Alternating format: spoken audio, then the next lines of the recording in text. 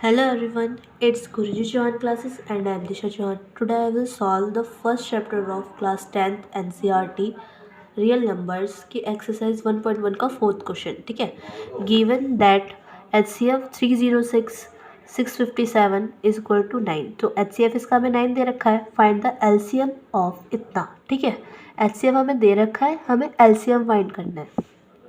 इसका फॉर्मूला जो कि हमने सेकंड क्वेश्चन में किया था ना, LCM इंटू HCF, इसका होगा प्रोडक्ट ऑफ द नंबर्स. ठीक है, HCF into LCM is equal to product of the numbers. LCM हम यहाँ पे हमें LCM दे नहीं रखा तो LCM का हम LCM ही लिख देंगे. HCF हमें दे रखा है तो उसका 9 लिख देंगे. प्रोडक्ट ऑफ द नंबर्स क्या है हमारे पास, 306 और 657. ठीक है, अब यहाँ पे जो है 9 जो है यहाँ पे मल्टीपल में था तो इधर आके ये जो है डिवाइड में चला जाएगा. 9 लिख दिया नीचे. अब 9 से हमें LCM फाइंड करना है तो LCM को जो है हम लेफ्ट हैंड साइड पे ही छोड़ देंगे. अब 9 से 306 को 9 के डबल 306 होता है, काट के लिखते हैं. ठीक है, 306 9 के डबल 30 आता है, नहीं 27 आता है. कितने बार में आता है, 3 बार में आता है. माइनस के बाद 3 36 आता है. हाँ जी आता है. कितने बार में आता है, 4 बार में आता है. ये कट गया, यहाँ पे आ गया 34 इज इक्वल टू 34 इंटू 657. इसको इंटू किया इज इक्वल टू, यहाँ पे हमारे पास इसका आंसर आएगा 22338. तो ये जो है इसका LCM निकल के आ गया ये. ठीक है, इट सॉल्व हो गया. ठीक है, ये सॉल्व हो गया. अगर थोड़ी सी भी हेल्प होती है ना तो इस चैनल को सब्सक्राइब करो and like the video. Thank you. Hello everyone, it's Guruji Chauhan classes and I am Disha Chauhan. Today I will start the first chapter of class 10th NCERT real numbers exercise 1.1 का question number 5th. Check whether 6n can end with the digit 0 for any natural number n.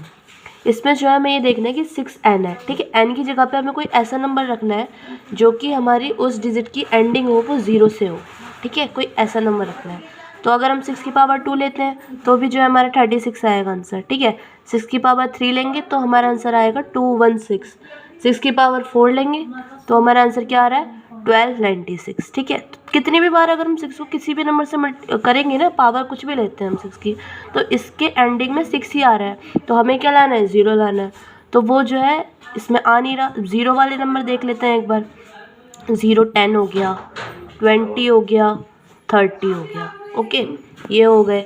अब इसमें जो है इसका prime factorisation करके देखते हैं. 10 का 2 के टेबल में 10 आता है, 5 बार में आता है. ठीक है, अब 20 का करके देखो. 2 के टेबल में 20 आता है 10 बार में आता है.